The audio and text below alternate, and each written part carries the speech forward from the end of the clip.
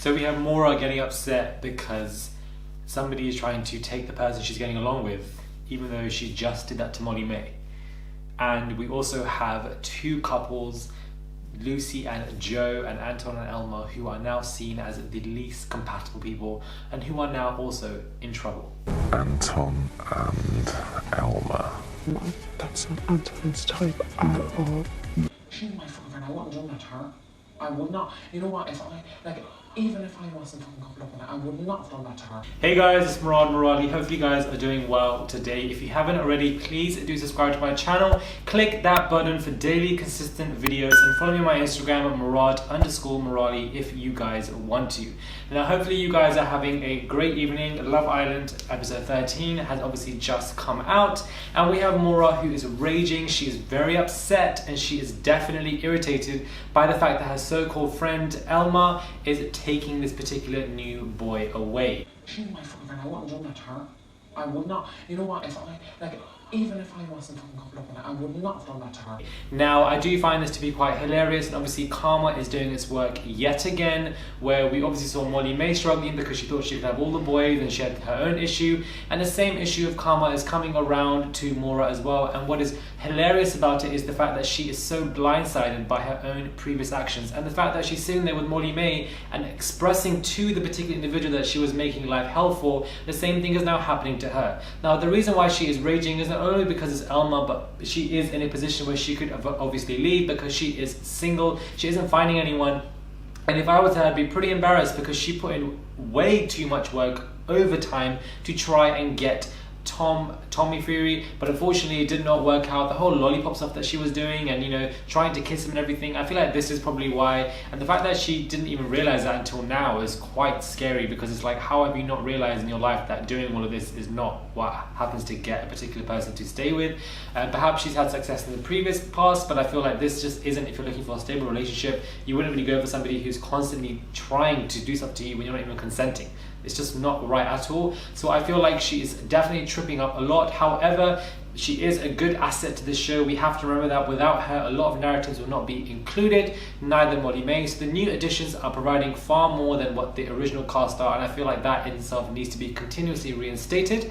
We are also having the couples who are now choosing who they will want to, you know, obviously vote up for eviction to go home.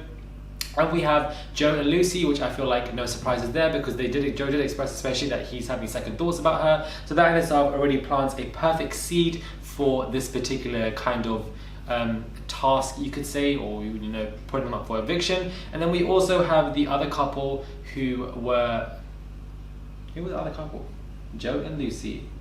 Anton and Elma, who were also put up, and I feel like that in itself kind of makes sense. And the reason why I feel like it was an easy cop out, because it was they are a fresh new couple, they are brand new, as well as the fact that we have a new boy coming in who is obviously trying to take Elma as well. And I can understand where Maura's coming from an extent. Reason being is because Elma and her came in together and they had a friendship. She's my fucking friend. I wouldn't have done that to her.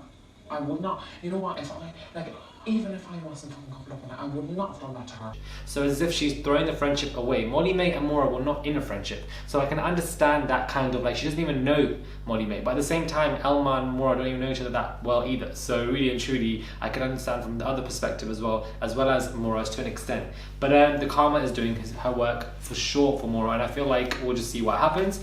But Elma and Anton, I don't think these two will survive as a couple. I don't think it will work. However, Elma really isn't budging. She's not heavily invested in the other guy, and therefore, you know, he is showing very clear signs. And I do appreciate the conversation between Anton and the new guy, and Anton's like, crack on if you want to. It's a game. We're not in a relationship. We are in a couple, but it's not a relationship. So you can do what you want. So I feel like that fair, balanced kind of moderation is quite healthy to have, and I feel like in that retrospect, Anton is quite good in that way. Like it.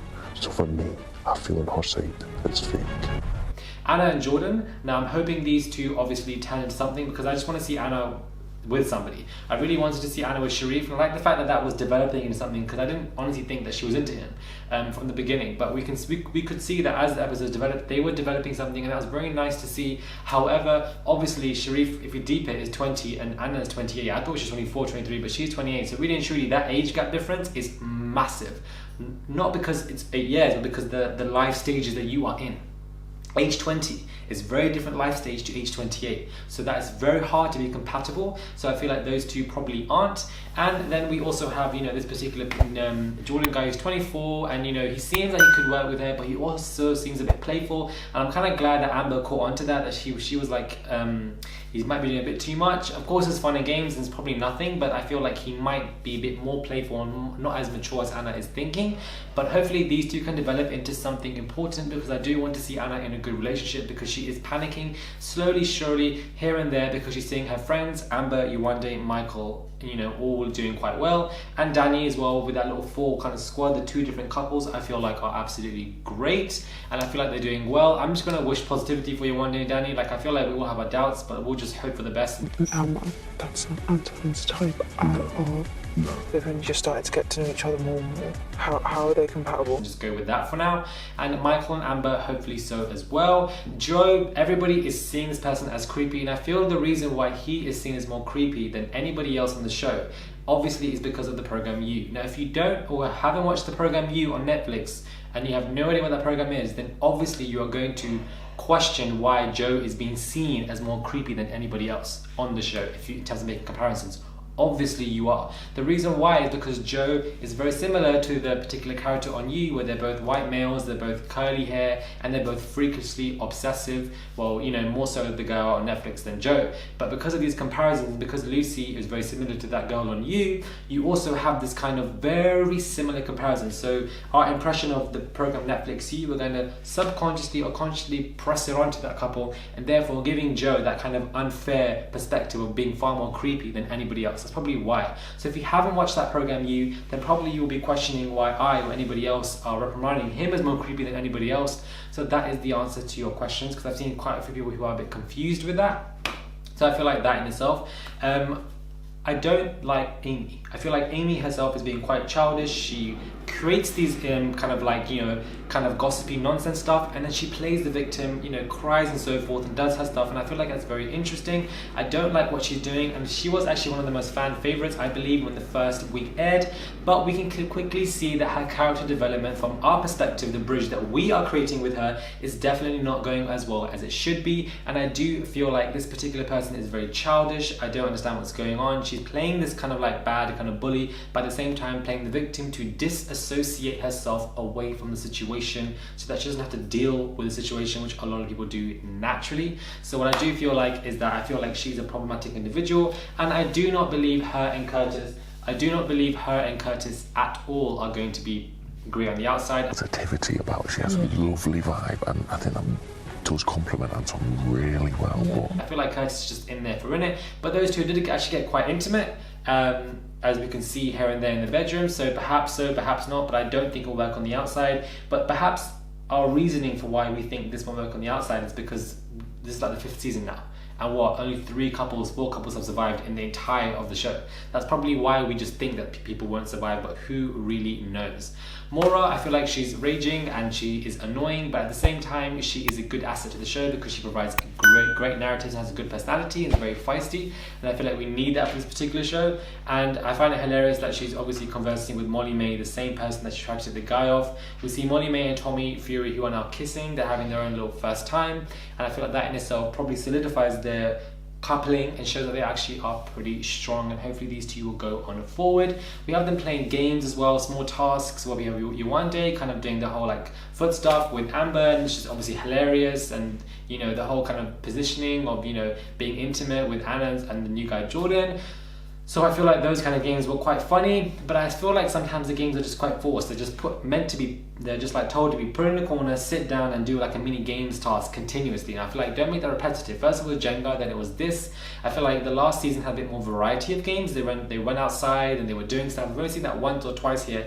The mean tweets kind of additional, the tweets from the public would be nice to throw in as well, because I feel like that in itself would be good. However, the last week was definitely an eventful week for Love Island, and ratings have actually been released, and this season has been doing far more great than any other season. And despite the fact that I feel like this is probably one of the weakest seasons, from the rating perspective, it's doing exceptionally well. So from that perspective, I do feel like Love Island probably isn't going to end anytime soon. because they it's probably obviously the biggest money maker of ITV, but they are doing like ridiculously well, better than anything expected. So those ratings are high and fly. I'll try and find them and post them in this particular video if I do, but they are doing pretty well, which kind of shows that this program will probably go on for the next 3 years, I believe, unless, you know, something ridiculous even more so happens, or something sad happens as well, similar to the Jeremy Carr show, then we will see. But because it's ITV's biggest moneymaker, I doubt they'll be very keen to get rid of it regardless of what happens, unfortunately. This whole situation with Sharif is obviously quite sad, and I feel like I'm going to keep on reiterating it here and there because it should be looming on our heads continuously, because the injustice of him and what happened to him was very sad, and hopefully nothing like that will continue to occur in the remainder of this particular show. And we'll just see. Let me know what you guys think about this particular episode. Did you guys like it? Did you guys enjoy it? Do comment down below. Hit me on my Instagram, Murad_Morali. My details will be in the description box below. And subscribe to my channel. Click that button for daily consistent content. Subscribe. I would massively appreciate it. Click that button and comment down below. I read all your comments. Let me know what you guys think about this particular episode. Did you guys like it? Did you guys find it irritating? Was it great for you? Was it eventful? What are your thoughts on Amy? What are your thoughts on the Lucy and Joe relationship? And what are your thoughts on this whole Maura kind of rage that she's having, and the fact that Anton and Elma were picked as the least compatible, as well as Joe and Lucy? And what are your thoughts on the new boys? Did you guys like them? Are they going to play? Are they up to standards to the 2 new girls that came in? Let me know what you guys think, and I'll catch you guys soon for another video.